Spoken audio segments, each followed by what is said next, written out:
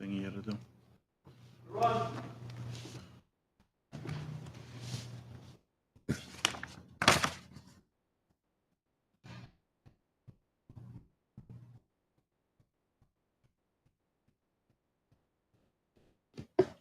Good evening. Welcome to the Board of Selectmen's meeting on August 25th, 2025. We'll start the meeting at 6 o'clock. And Jared, can I get a roll call, please? Chairman, Mr. Coy. Here. Vice Chairman, Mr. DeRoche. Here. Selectman, Mr. Gifford. Present. Selectwoman, Ms. Costa. Here. And Selectman, Mr. Shorman. Excused. Okay. And also present is myself, Jared Casme, and Administrative Specialist, Ms. Beth Hozak. And if we could stand for the Pledge of Allegiance. Allegiance to the flag of the United States of America and to the republic for which it stands, one nation, under God, indivisible, with liberty and justice for all. All right. Is there anybody here for public comment? Looks like no. So we'll get into the agenda. There's not a whole lot on here tonight. First up is Community Power Update, which would be D and Company.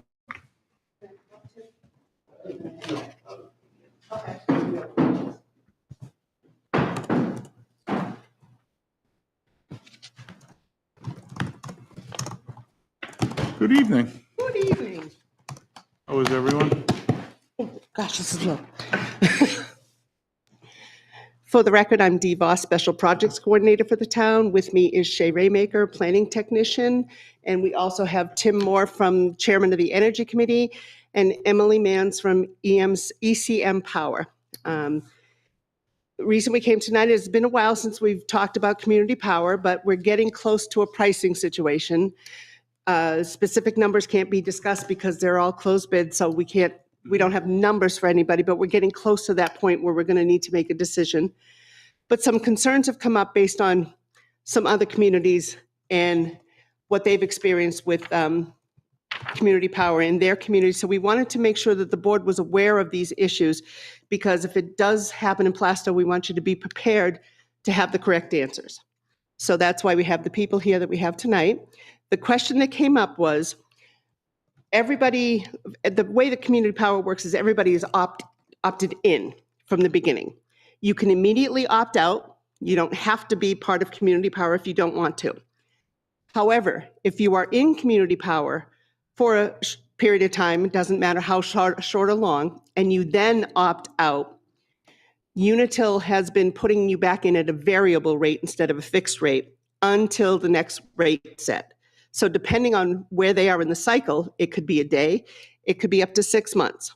And that has been something that was a surprise to a lot of residents in some other communities.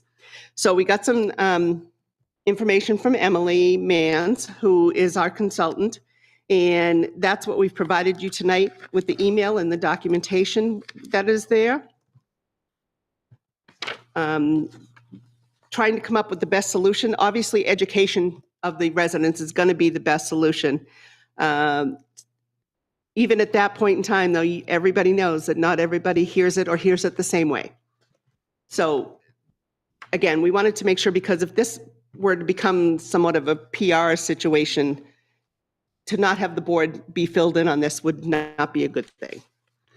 So we can have Emily come up and talk to you a little bit about the rollout process, if that helps the board understand where we could make these educational endeavors out to the residents. Yeah, I think that would be good. That way that we make sure all the information is out. Okay. there. And then Okay. obviously the big concern is the variable rate. Right. Well, the variable rate is beyond our control. Okay. And again, it's just a matter of if and when you opt out. And it would only be until the next rate set. And then you go back to the fixed rate. Or you can decide at that point in time to opt back into community power. So When are you looking to have to make a decision by? we're getting very, very close. The rates are favorable now for doing the launch. Again, can't discuss numbers, sorry. But we're getting very, very close to that time where we need to make some kind of a decision. So. Okay. You got a minute, Emily? Go ahead, Jay. I was going to say, if we were to make a decision, when are the rates going to be set? Do you have a date on that? So you need to be on a microphone, or they won't go up publicly. I'll let you introduce yourself first, sorry. So I am Emily Manns of ECM Power, and I'm glad to be with you today to answer your questions. And so the question was about pricing for the program and timing. I'll just say quickly that the bidding process is confidential because in order to protect the process. But I can say that the rates right now are great savings for residential customers in Unitil service territory. So we could go under contract shortly for savings for residential customers. And if they stay with it, stay opted in, how long do those rates last for? And the rates would last for a term of the town's choosing. So typically, you chose a program for stable rates, so typically 2 years, but it could be, we look at pricing for 12, 24, 36 months, and then anything, any variation that might provide a little bit of savings. And we really basically recommend the lowest rate in that rate set unless you have a requirement that you would like to go longer, for instance, than 12 months, something like that. Okay. So yeah, we're hoping to have a little bit more savings. The rates are coming down a little bit slowly, so we'll see. Now, Dee mentioned if you opt out, it could be a day, could be 6 months. Is there a schedule for when they set their pricing on that? So the utility sets their pricing every 6 months. Prices are changed on February 1st and August 1st. Okay. So if a customer became part of the program and then opted out, they would go on to the fixed utility rate on February 1st or August 1st, the one that comes up. They don't have to do a second thing. That just would happen. It just automatically reverts back to a fixed after the variable period. That's correct. So that would be good information for them to have if they're considering opting out. Right. To get their timing right. Yeah, and I would imagine we're not going to do this and opt in unless we're lower. Probably. Yeah, we're not going to start the rollout unless we're lower. Right. That's what I'm saying. So Yes. just so everyone understands it. Yes. And also, the people that opt out before the program starts also stay on the fixed rate. They're never part of the program. They don't see a variable rate. They stay on the fixed rate. And how long after we set and agree do they have to Opt out. opt out? So they So have that they stay on a fix. They have a minimum of 30 days. That's in the law.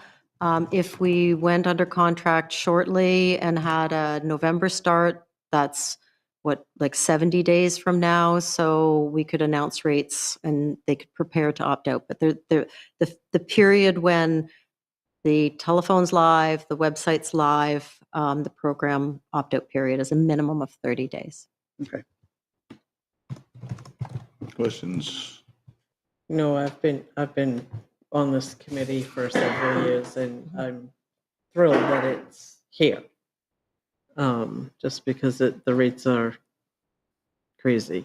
Yeah, I mean, if you can save money for the, If you can Residents. save a couple of pennies every month on your electric bill, that is a great thing. and how do we anticipate getting the information out? That's what we have Emily for. So we use all means available, but we do send every customer something in the mail. Okay. So they get either an eligible customers get one letter, customers that would be automatically enrolled unless they take action. Eligible customers that want to participate in the program don't have to do anything. So that's kind of the biggest message, is that people that want to join want to do something, but they don't actually have to do anything. Eligible customers that want to join the program don't have to do anything, and they'll be automatically enrolled. So if you don't want to be enrolled, that's when you have to take action to opt out. That's right. So eligible customers that want to opt out, we would recommend they opt out before the program starts, and that's the 30-day opt-out period. And even after it's rolling, they can opt out at any time. That's correct. They would probably just move to the variable rate. They can opt out at any time. They may temporarily be on the variable rate, Yeah. and then they would go to a fixed Fixed rate. rate after. And then they can join the program again if they want to. Customers currently on competitive supply will not be automatically enrolled. They'll receive a different letter, but they can join the program. And we just recommend that they check their current contract to make sure they have no early termination fees. Okay, So if they're already with a third-party provider, right. they're not eligible to automatically be opted in. Okay, so they're still hooked into that other provider until that contract or whatever expires. Or until they make a decision. Lots of Okay. contracts now don't have exit fees, so we just recommend they call their competitive supplier to make sure. It's almost never cost effective to end your contract early. Is this something you think we have to do an information night for anywhere, or we can get enough That is information part of the out? rollout, is informational nights and, like Emily said, taking advantage of all the opportunities, information night, Facebook, websites, Mhm. postcards, mailings, those kind of things. It's pretty much of a blitz, Okay. signage, Right, all kinds of things. yeah, we can drive that everywhere. Obviously help drive that.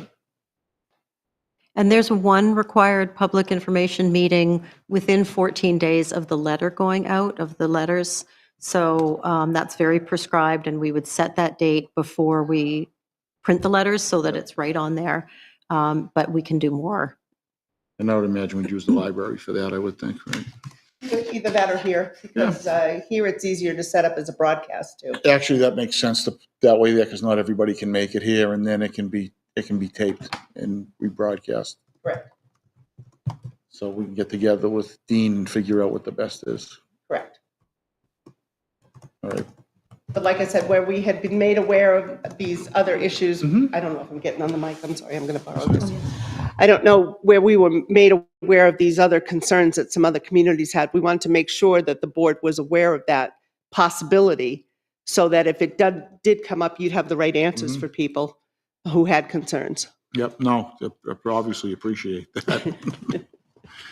Well, plus it's a way to get everyone's hearing it now too.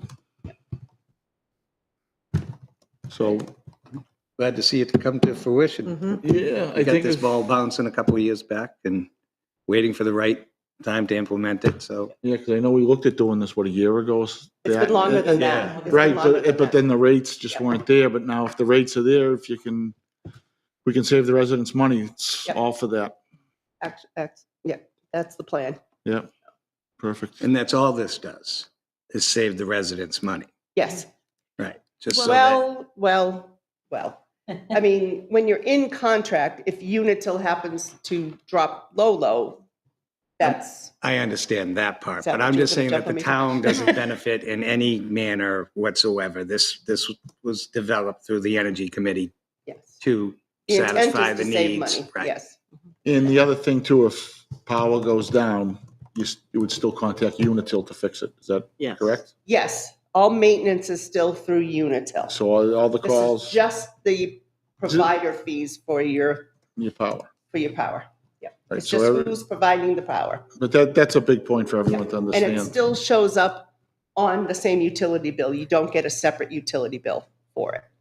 So it would still be the It- Unitil bill you get? Yep, Yeah, it will still say Unitil, right. and it will just have this rate and not. And it the will variable. identify it as Plasto Community Power Mhm. on the invoice that you get from Unitil. Okay. Yeah, I You going mean, to say something else? That you've described the program well. I just wanted to add that the stable competitive rates are also a benefit. So without launching community power like this, your customers in town change rates every 6 months, but now they'll have an option to have a stable rate over time. So whether the utility rate goes up or down, the program rates stay the same for participants unless they make a change. And Okay. that's a benefit sure. we're seeing as Anyway, popular. I think this is a great benefit for people who are on a fixed income where they can say, okay, this is what my electric bill is going to be every month. And Yeah, I 'cause know it's going to go up in the summer because I run Yep. different things, and in the winter I run these things, but they're going to know. Yeah, and it wasn't that long ago, there was a big spike. And Mm-hmm. Yeah. yeah, so it keeps it. Emily, could you address for the board, at the end of the contract, if the rates that we're able to get are not favorable, what are our options at that point in time? So with the contract, well, the community power law was to bring the benefits of the competitive market to small customers. So if you have a municipal contract, you'll be familiar with the renewal of a municipal contract where you can go into the market at any time and look for a pricing window. So we can go, as we probably start looking with a program like this a year in advance to see, typically the spring's a good time to price. So we would look for a good pricing window. We don't anticipate ending the program. We would, whether they're higher or lower, they would be the best rates we can get in that several months of pricing window. If you decided to terminate the program, the process is in your plan, it's in the law, there's just a sequence. If you do it in an orderly fashion, I think you give them 90 days. If it happens suddenly, then the point is that all customers would return to utility default. So there's no impact on customer delivery, emergency services. There's never any impact on that. This is a supply program for customers. So they wouldn't be disrupted whether the program continued or not. No, I mean, my opinion seems obviously it makes sense. It's up to someone if they want to pay a high rate or a lower rate. However they feel more comfortable, and that's up to them, up to the individual. Anything else, Joe? I'm good. Jay? No, I started with this as the community member. Yeah. 4 years ago. Yeah, I know we've been waiting for a while, so it'll be nice to see it come to fruition. All righty then. All righty, thank you very much. I Thank you appreciate all, it. and thank you, Tim, as well. Tim, did you want to say anything? You came down here? I didn't. No, I think they covered everything. Always say, sooner we can get there, the better. There you go. Have a good night. Thanks. Thank you. The other thing on our agenda is Veterans Day planning. All right, Beth, Veterans Day planning. What do we, how much help we need? What are we thinking? Well, the past couple of years, we have actually spoken to some of the members of the American Legion to kind of ask what they would like. And so the past 2 years, we've done the pancake breakfast, which I think has been well received by the veterans. Yeah, I like the idea of the pancake breakfast. I know that was their idea to begin with. That was their A couple of Right. years ago. But what's nice with this is in November, you never know what that weather would be like if we were outside as well. Right, yeah, so I mean, I can certainly call the Legion and find out when a meeting is and see if they would like a couple of us to attend. Yeah, a few of us are there Right, to attend, kind of talk about it, make sure it all comes down to this is their day. exactly. If that's what they want to do. So we want to do something that they would like. Right. But I think the last few years, I think the format has worked out pretty good. Yeah, I think it's been great. It has worked out well, and I've had conversations with Calvin, who's their commander, and as far as he sees it, that's going to be the path that they want. Okay, But I'll recheck that and see if we can get in on a scheduled meeting if need be. Yeah, because once we know that, then we can start reaching out and try to start to Right. coordinate everything and everyone who helps. exactly. And all the notes from last year are saved, so we have all that. Yep, and I know the Lions are And it's just gonna mention unbelievable. that. They're a tremendous help that day. Oh, they've been As great. always, they go above and beyond that group. They have been great, yes. So, see if they still want to be involved. I'm hoping they will. Hope so. Well, they do a great job. They come in, it's like, I remember Yeah. the first year, you need help in here? Nope, stay away. Okay. Yeah, they're an oiled machine in that kitchen. Yeah, they do a great job, We do. with a lot of things in town. Did anybody think anything different, or No, the I think format still I just work good? love the pancake breakfast. It's a nice way to build community and get everybody together. Will we do this on the 11th? Yes, it's on the day. right, on the day. And I know we do it like 9 in the morning. Because I think we have to do it at 9 because then they have to do a They have ceremony an back at the 11, Legion. 11 ceremony for their flag. Right, so that's the other thing, we'll just have to check out the I don't time we remember want if to it start. started at 8:30 or 9 last year, but I can find out. Yeah, but I would say if that's what we want to do, we Right. follow that. But I know that was a part of it, they go have their own ceremony afterwards. Right.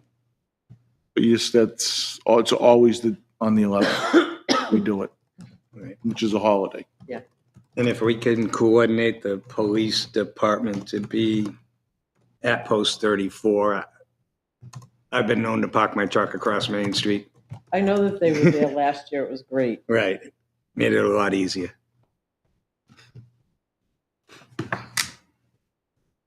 All right, those are our agenda items. There wasn't a whole lot as we're wrapping up the summer. As the summer's coming to a close. If there's anything else, we need to approve the consent agenda. Everyone's had a chance to kind of look at that, but what's included in the consent agenda, if we have the accounts payable manifest for August 5th, 2025 and August 21st, 2025. We got the BOS draft minutes of August 11th, 2025. And there were 2 warrant articles, one for recreation, alternate Chelsea Crowley, and also there was one in there for Conservation Commission, and that was for Dan Kane. So if somebody wants to make a motion to accept that. I'll make that motion. I'll second. Second by Liz. All those in favor? Aye. Aye. So 4-0-0. And seeing as Greg's not here, we don't have a town manager's report, unless he phoned one in. Selectmen's reports. John?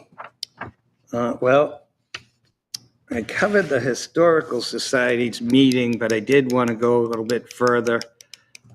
We lost Mark Foynes. He's been on the board there and has worked diligently on the Historical Society for years.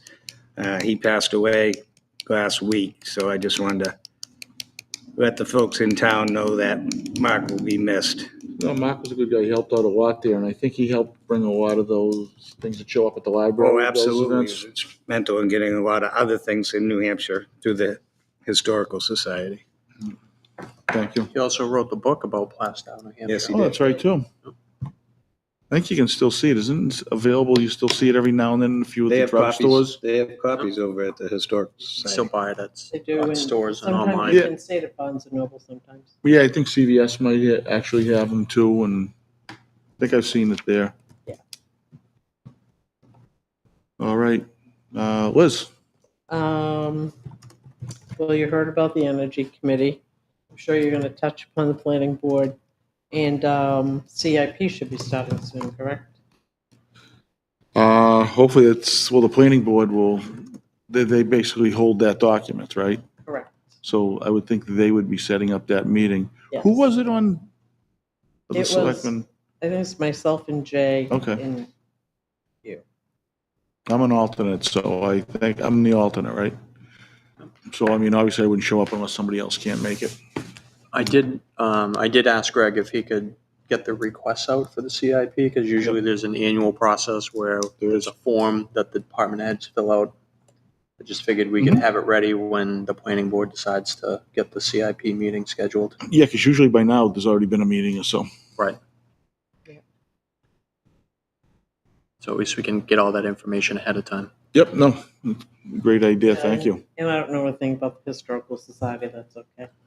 I do feel bad for Mark Foynes' family, and I Yeah, wish them the best. never an easy thing. Jay? Nothing for budget at this point. There was a senior transportation information session this afternoon from 3:30 to 4:30 at the Vic Gary Center. Looks like they were able to get 4 or 5 people signed up to be drivers. I know there's other interest out there by individuals that weren't able to attend, so it looks like it's going to be getting off the ground, but there's also another senior transportation information night on September 9th at 6 p.m. at the Norman Major Building. in the recreation area. So we'll get information about that out, but hopefully if folks are interested in volunteering to drive our seniors to appointments or to the store through this program, you can sign up at those information nights or call the town hall and we can get you the contact information for the Greater Salem caregivers that's going to be managing the whole program. So Do you know if there's been a decent response for drivers yet? right now they have 4 or 5 signed up. They have the liaison, the town liaison, which is going to work directly with Greater Salem caregivers. So they'll do like the intake for people that need rides. And I know there's I know of probably 10 others that are interested in driving. So Yeah, and if someone wants to drive, we're not talking 5 days a week, you're not talking Nope. full days. It could just be 3 hours every Tuesday or something like right, that. you drive what you can do. So if it's every day, great. If it's once a week at from 9 to 12, that every little bit helps. Yeah. So is there a threshold that we have to meet for this to get 100% off the ground? No, but we just won't have the output of rides, right? You could probably keep it going with 3 or 4 drivers, but you want a good pool of drivers so that we can offer rides to our seniors and homebound if they need it. Yeah, because if you get enough drivers, it makes it easy, because Right. especially you have the winter time coming up, right? It's not always easy to get to a grocery store. And I know you can set your parameters when you sign up as to your time and where you want to go. Some people aren't comfortable driving into Boston, but they're more than Right. happy to go over to Newburyport or Seaport or Yes. wherever. And if you are interested in driving, all you need is a valid driver's license and proof of insurance on your vehicle. And you can be signed up as a volunteer driver. No, it's a great program. Let's hope that we have success with it. Yep. Is there anything else, Jim? That's it. All right, thank you. I had 2 things I attended last week. The rec meeting, I just caught the back end of that because I was coming from another meeting.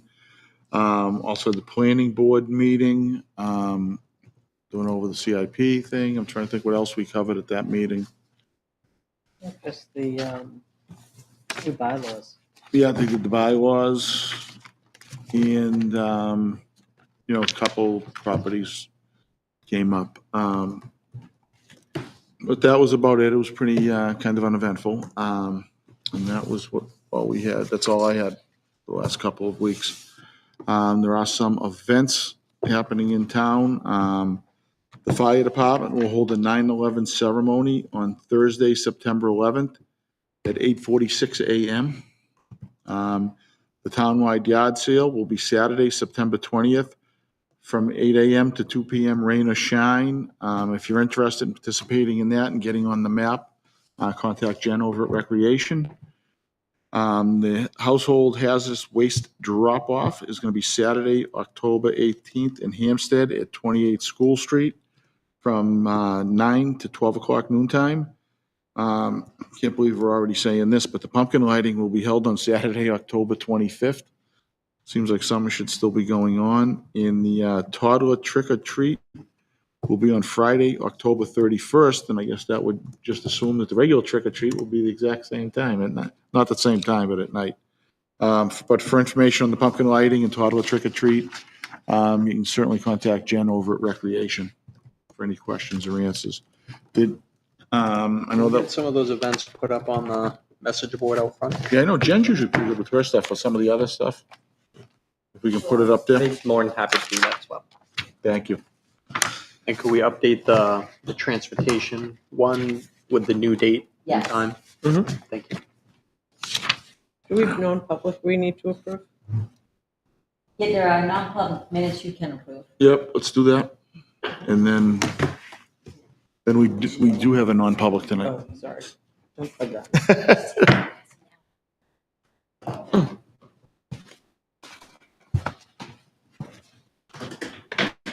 Sir.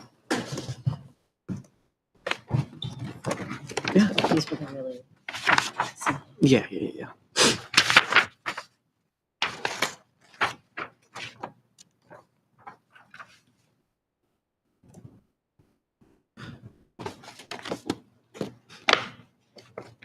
Make a motion to approve the August 11, 2025 meeting minutes and to keep them sealed. I second. All those in favor? Aye. Aye. And we have a non-public, right? You do. So just take a roll for that. So we'll need a motion. Need a motion I'll make a motion to go for into. reputation. Huh? Just be under reputation. 91A C. And we get a second. Second. Second by John. Poll, do you want to do it or should I? You have to poll them, so each one's name. Do you mind?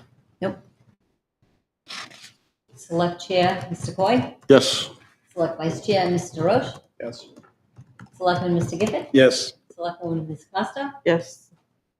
All right, thank you. And we will not be coming back after non-public. Everybody have a good week and enjoy the long weekend as we have Labor Day on Monday. You know, be safe over the holiday and we'll see everybody next week.